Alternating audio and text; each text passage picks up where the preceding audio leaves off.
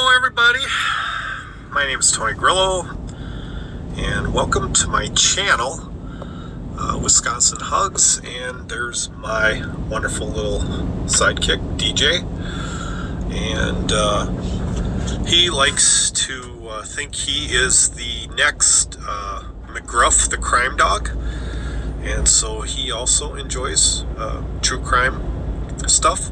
And right now I am like, you can't see nothing because of the windshield the way it is, but I am in North Manchester, Indiana, and I'm waiting to pick up a load. So, I thought, what the hell? Let's talk some true crime stuff. Oh, looks like they're loading my truck right now. Yeah, DJ, they're loading the truck. Yeah, he gets a little excited sometimes when he hears the forklift truck going into the trailer and bumping the truck around a little bit. So, Kevin Nesse, music. He's a channel. He's out there. He calls himself True Crime Cowboy. He wears a hat, cowboy hat. Apparently he's had a career in law enforcement. And I find him credible. I think, seems to have sources that nobody else has, maybe from his background in law enforcement in the past. I don't know exactly what he did. He doesn't really tell you exactly what he did, but the way he talks and everything, and presents himself, he seems to have that law enforcement background. And so I've been listening to him quite a bit since I got involved with the Kiely Rodni case. I didn't know about him at first. I had been listening to another guy, and then that guy kind of went, sorry, I'm not going to mention his name because it upsets my dog. But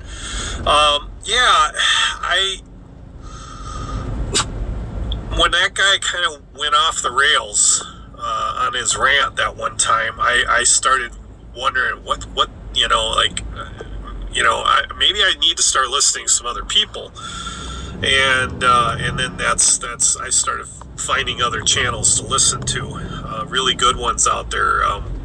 Some of the good channels out there is like True Crime and Faith, Squirrels on Fire, Squirrel Girl, which unfortunately she took down her channel because a bunch of knucklehead viewers threatened her. You dumbasses. I miss her not being on because I did watch her. She was also one of the ones I watched, and hopefully she will come back. I really miss her. Another one is Justice A to Z. I followed that person, Harsh Reality, Southern Logic, and there are a bunch of other ones. Plunder's another good one. That lady, is she really on it? And then you got the other ones like Christina Randall. She does a great job. She covers a lot of stuff. And then 10 to Life is another one I've been following. And then there's some other ones too. And I enjoy all of them, and it's interesting to hear what they all have to say. But Kevin had a really interesting video last night. He must have did it really late at night, and because he was cracking a lot of jokes and everything, and apparently kind of pissed off a bunch of viewers, and they wrote some mean comments to him, and he didn't like waking up to a bunch of mean comments. I mean, no one does, right? We come on, we got some information we want to share with you. We don't like being put down, and I don't blame him. I made a video one time. I was telling the story about a person, a famous Italian composer who was offered a deal with the devil. His name was Tartini, Giuseppe Tartini. And I told the story about what happened, what his account was when he was offered a deal. And I did the video. I made the mistake of doing the video late at night when I was tired. And I put it out there, and luckily nobody watched it. I think it got like 5 views. Probably 2 of them were ex-girlfriends, you know, because they're always wondering if I'm going to say something about them. And so, anyways, I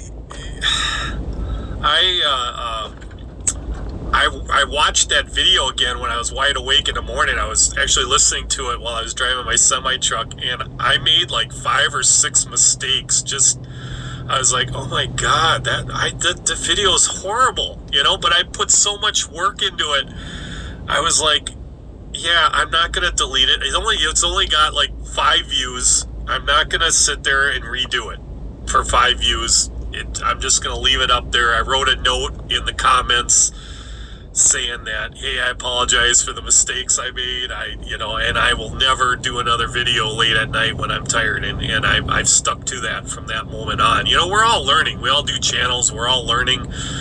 You know, sometimes when we get attention, we just like all of a sudden, you know, I make some spoof videos and like it got 500 views. You know, 1 or 2 of them got that. And I'm like, oh man, you know, like, wow, you know, like, you know, for me, that's a lot, you know, and, you know, especially when you're only used to having 5 people watching your videos, and then, you know, your subscribers shoot up, and you're thinking, man, people like me, you know, and you're kind of like, sometimes you get full of yourself, and then you have to wake up to reality, and like, yeah, okay, you know, I'm not all that, you know, no one is, and you got to get, you know, wake up and slap yourself in the face and say, okay, let's just go back to being normal, you know, you know, and so that's what I've had to do, is go back to doing, you know, the things that I have normally done on my channel, which is, you know, tell real life stories,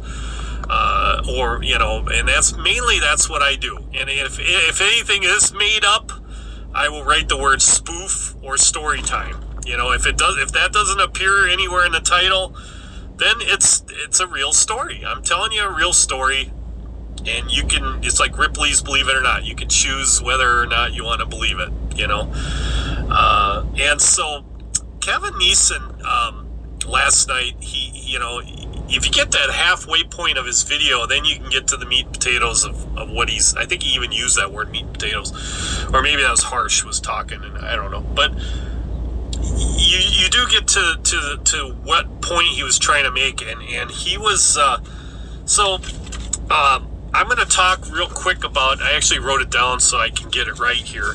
So he talked about the Pacer Network. I guess it's a network. It records like criminal cases that's going on. It's open to the public. It's been in existence 8 years. Apparently Kevin didn't know about it because he retired before Pacer was created. And it is accessible to the public. Problem is that if you want to access it, it's like $10 a page per page. You have to pay to access, and that can get pretty steep, especially if there's like 50 pages of information and you got to pay $500 for that information. Yeah, it's no wonder not too many people go on, but it is free to law enforcement and other agencies that need to look into it or tap into it. But apparently in the Pacer Network, there was he had accessed it after he found out about it, and he found the original autopsy of the Kiely Rodni case. He also said there was a video from Nick the tow guy, and he said that those two things, like not that long after, they both were removed off that site, off the Pacer Network, and then this other autopsy showed up that didn't make any sense whatsoever, and even I was a little baffled by it, by the whole thing. I thought, they said she died from drowning, but apparently the original autopsy didn't say that at all, that she hadn't died from drowning. And here's something else that was interesting too, is that let me stop this for a sec. I got this from Kevin Neese's video. yesterday. And let's read this, because apparently in the original autopsy, they found frozen tissue damage to Kiely's, basically her body. Frozen tissue, let's read it, has distinct damage when viewed under the microscope. Ice crystals form within the cells and rupture the cell membranes, causing catastrophic structural failure. Lysosomes are also ruptured in the process.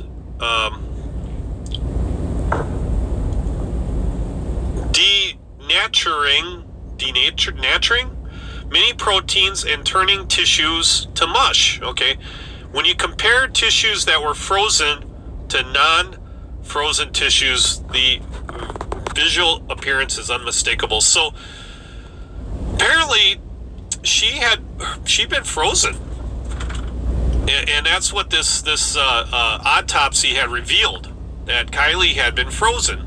And then when she was found in the lake, after, she'd been missing 2 weeks. 2 weeks she was missing. And then when AWP went in there and they found her, in the lake, there were apparently, Kevin Nesse has a source that said he saw the pictures of he or she, whoever, saw the pictures of Kiely. It looked like she was still fully, she wasn't decomposed at all. She still looked like a girl sleeping. And the autopsy had said, the fake autopsy had said that she was unrecognizable. And so what we got here is we got a fake autopsy, or an and then we have the fact that she was probably frozen, and then she was pulled out of the freezer, and her and her car were put into the lake, and she'd only been in the lake. Her and her car had been in the lake for like 2 or 3 days until AWP found her. And so that suggests that there was a period of 10, 11 days that, where was she? That's the question.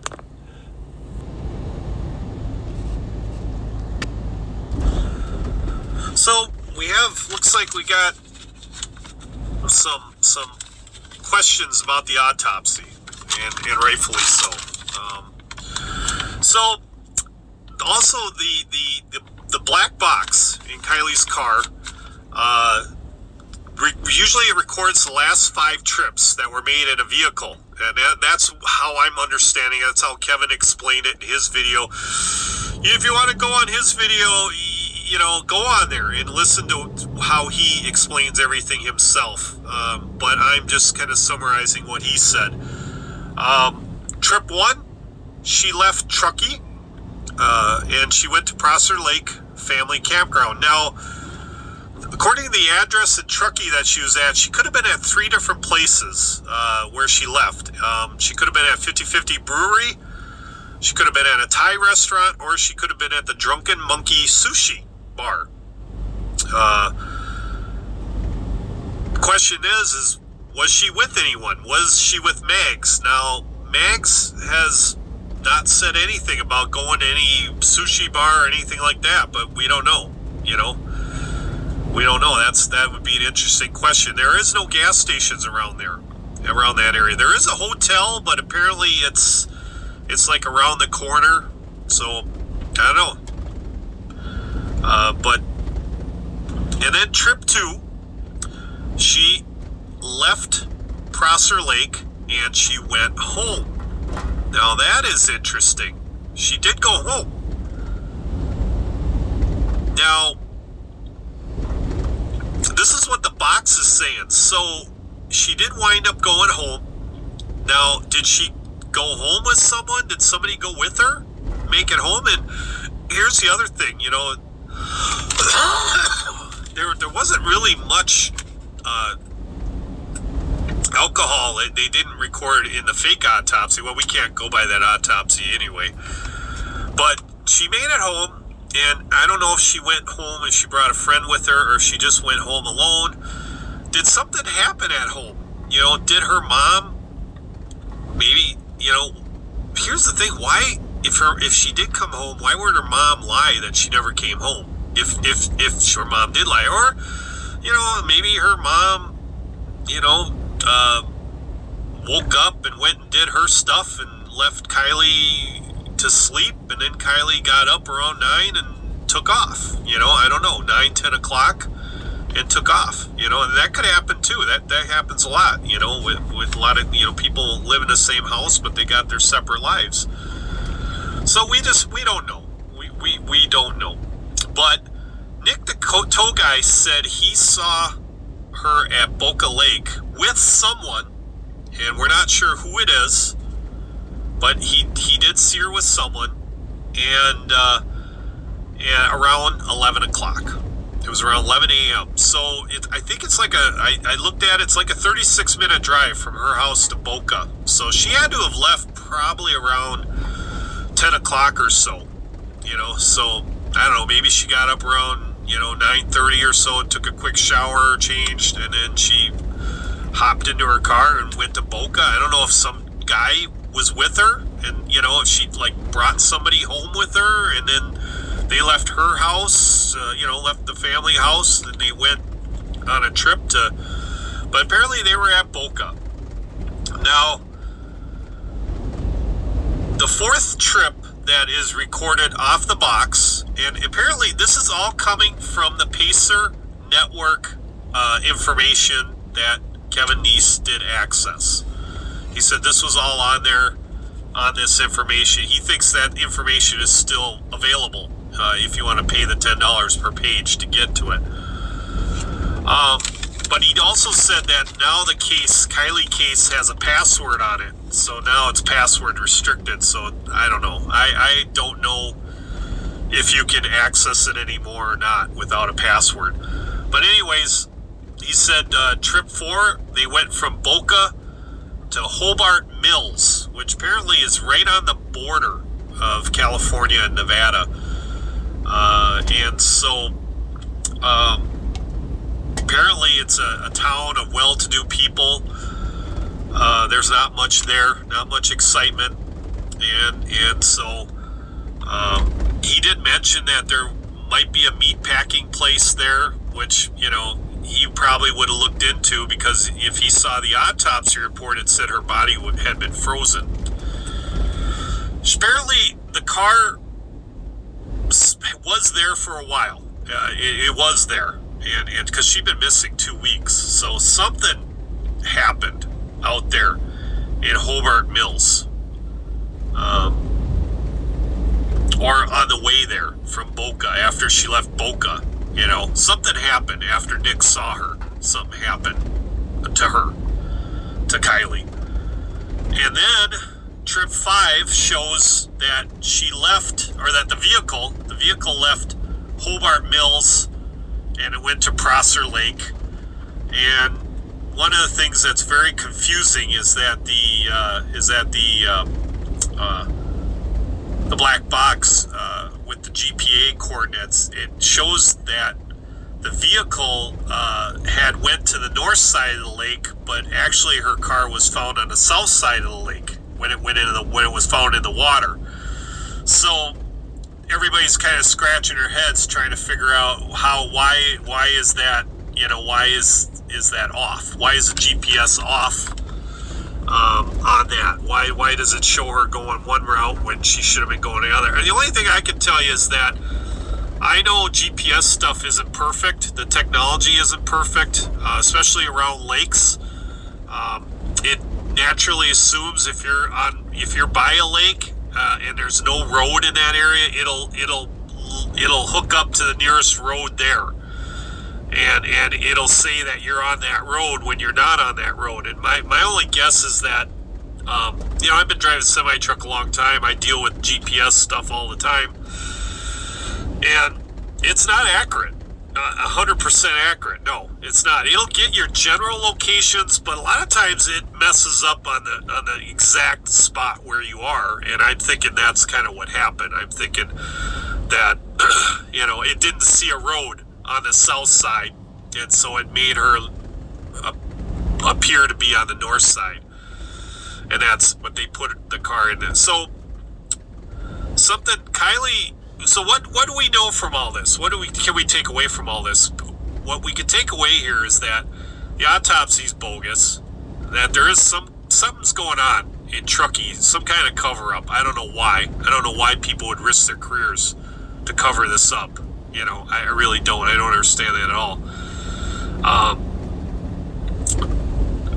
But Kiely did not go into the lake that night of the party. She didn't go there. We already know that the footage, that camera footage, that is bogus. We know that now.